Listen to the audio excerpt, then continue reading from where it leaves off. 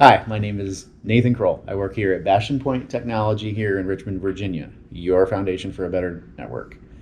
Don't forget to like and subscribe to these videos. Okay, today we're going to be talking about drywall and cutting in boxes for networking applications. So you're running your network cable, you need to cut yourself a hole in the wall to mount your gang box and to get your faceplate mounted. We just finished teaching some classes on this, and I thought I would share it with you guys. So, doing this aspect of networking, it's kind of you're kind of venturing away from the, sitting at your desk technical side of networking, right? So, it kind of leans more towards the construction side of things, and you may not know how to get started. So, we're going to do that today. We're going to go over some tools, and hopefully, I can get you guys some solid advice how to do this without having to do a whole bunch of measuring per se, at least not with a measuring tape. Okay, tools. We're going to be using your standard drywall saw. Screwdriver, flathead, Phillips. You really want these boxes to look nice, you're going to want to have a bubble level with you, real important. A couple of pencils for making marks. Your gang box. Lots of different styles. We actually like these a lot. You can get these from Home Depot, from Lowe's. I think these are Home Depot specific, but we use these a lot. These are low voltage gang boxes. So yeah, Home Depot. And your faceplate for mounting your keystone into. All right, so we're going to be covering a couple of different things.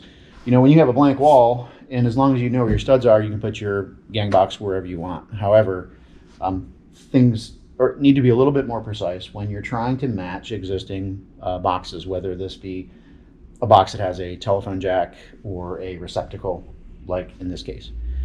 So what we're going to try to do is we're going to try to make our network box, which is going to be in very close proximity, look as close and in line with this as we can to really make a nice presentation.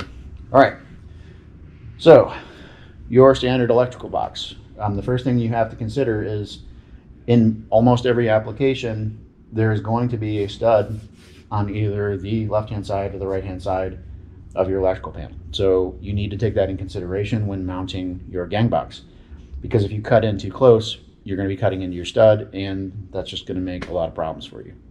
So what we can do with our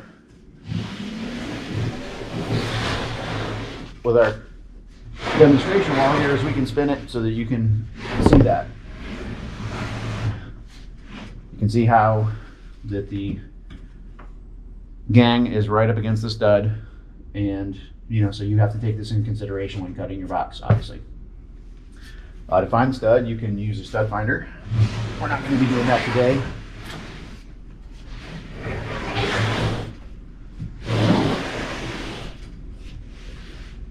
All right, so for the sake of the video, we are going to assume that we've already found the stud. I know that it's on this side, and I'm just going to avoid it altogether, and I'm going to come over here. So what you want to do is grab a screwdriver, get this faceplate off this electrical box. Being very careful not to put the screwdriver or your fingers inside. Ours is not hot, but you don't really want to shock yourself. And the reason we're doing this is because if you measure off the box to mount your new gang, everything's going to come in really low. So what we want to do is in this video, I'm going to be trying to match the bottoms as close as I can, because if you look, our box is a little smaller, and you have your choice. You can either center it, you could flush mount top, flush mount bottom. I'm going to be flush mounting mine to the bottom. Okay, but to do that, we need to know where the boxes need to go, not necessarily the faceplates.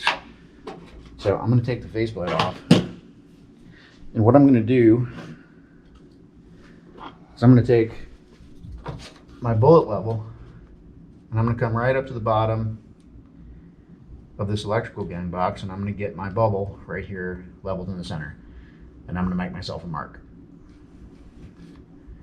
All right, so I promised I was going to get you guys out of this today without having to do a whole bunch of measuring. So if you look at how this faceplate is going to mount, you can see that the gang box takes up almost the entire faceplate, and you've only got just the rim of the plate here.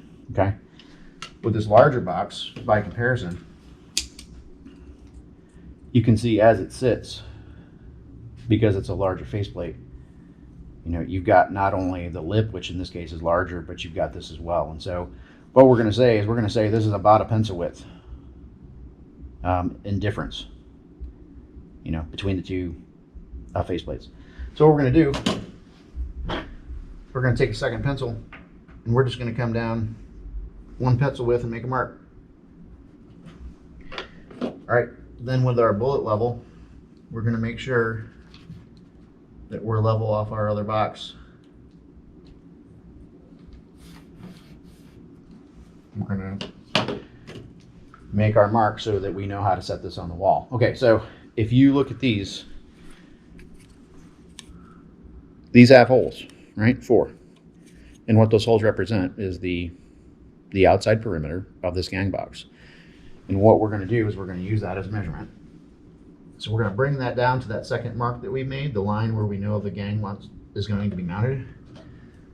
We're going to double check just to make sure that we're still level, pretty close. Then we're going to take our pencil with a sharp tip, and we're going to make marks in these 4 corners. And this should be a really good indicator of where our cuts need to be. Okay, there we go, got our marks. So what I'm going to do is, while I've still got this in my hands, I'm going to take this. You guys don't have to do this. If you want to eyeball it, you can. I like to cut on lines. So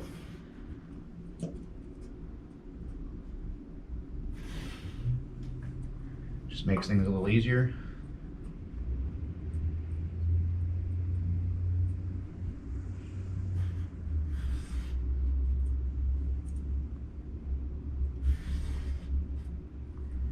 All right, so you can see that I've already, when I made my line, I missed. So I'm gonna correct that. Might as well take the extra step now to make this right, and have to go back and fix that later. Okay, so we have the outline of our gang box, where we're gonna make our cuts. All right, so with the saw, I'm going to take this and I'm going to try to follow the line or be just inside the line. You don't really want to be outside the line when you make your cut, because this is the size that you need. So, you know, if you cut outside this line, your box is going to basically be 2 blades widths too wide. And the boxes are pretty forgiving. It's probably not going to make a difference, but we're going to try to be as accurate as possible. So just to get leverage on this, I'm going to get to this side. What you want to do is just start in one corner. It doesn't really matter where. Get the tip of the knife into the drywall. Just kind of give it a couple of hits with your palm. And then once the blade is in, you can start making your cuts.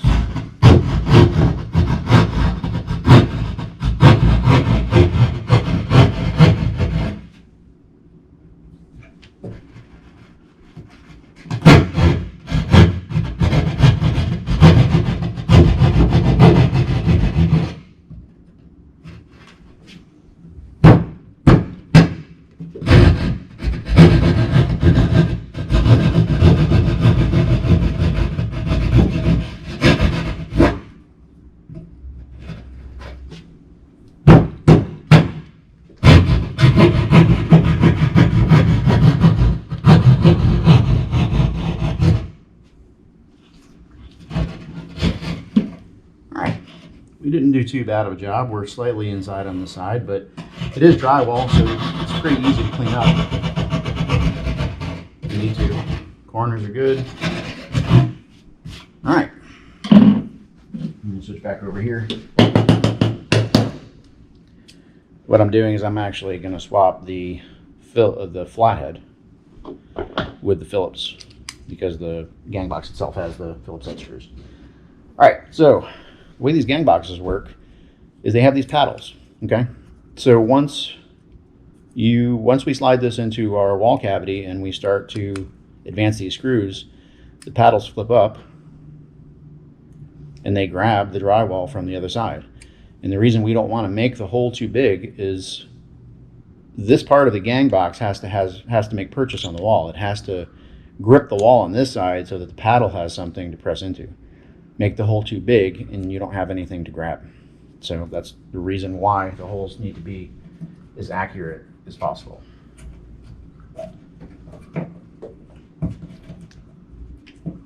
Okay.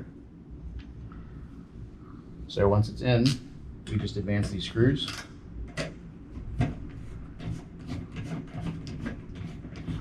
Once I feel the screw start to tighten, I can actually feel resistance. I'm going to go down to the bottom paddle, the bottom screw. You don't want to over tighten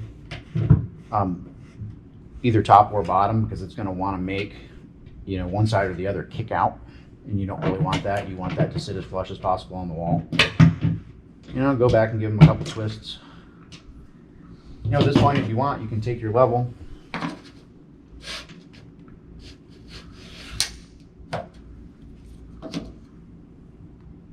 All right, so not perfectly level in the box, and what we can do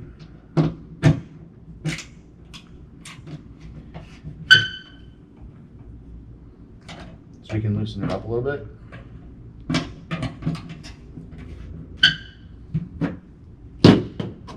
See what we need to do to make it level.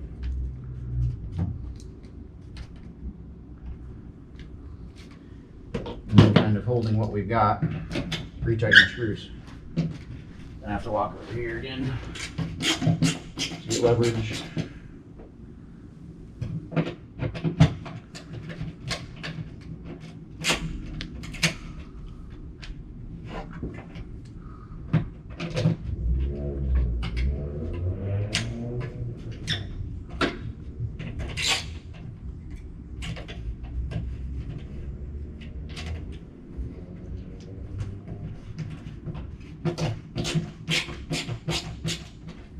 All right, let's see if that gets us a little closer.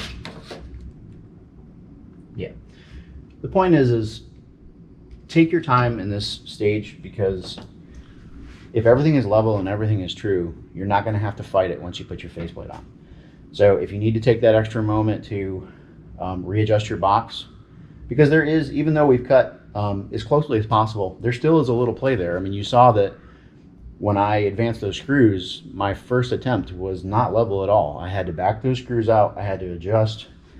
And for you, those of you that don't know, and I'll use this as an example, that adjustment was moving the box like this, kind of rotating it inside of the space that we created for that gang box. It wasn't a front to back, a tilting motion. It was a side to side motion, and I had to use the level to figure out which way I was wrong, and I had to correct that. But take the extra time, make it right while it's here before you proceed, and it's just going to save you a lot of headache in the next few steps. All right, so what I should be able to do is take my receptacle cover, put that back on.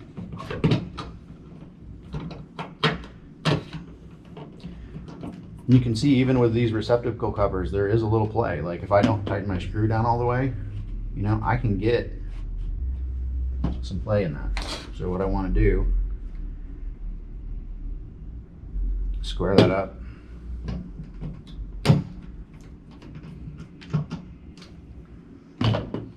Now, once I'm ready to terminate my keystone, mount everything together, I should be able to drop that into the spot and have that line up with the bottom of the original box. All right. Well, I hope this has been good information for you guys. I hope that it's been, I know that some of you probably have not gotten into the construction aspect of doing wiring, and this part can honestly be a little intimidating. But if you take the time and with some simple comparative measuring, you don't even need a tape. If you prefer a tape, that's awesome. Use your tape. But if you just want to make some quick comparison measuring, like for instance, using the width of the pencil to get what I needed out of things. A lot of times, efficiency on the job is using the tools that you have at hand, and sometimes that just means making compromises